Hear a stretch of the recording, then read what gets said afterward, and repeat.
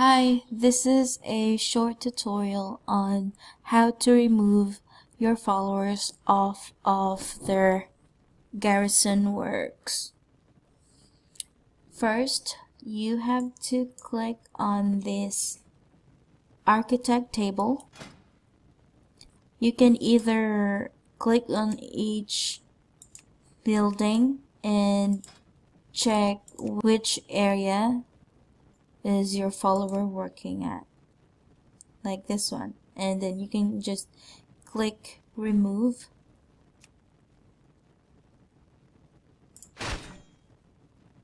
or you can click this, click on the remove tab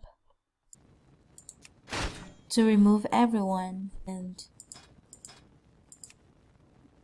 that's it.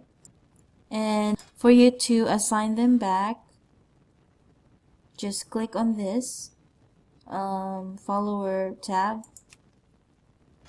and they will be assigned right back in.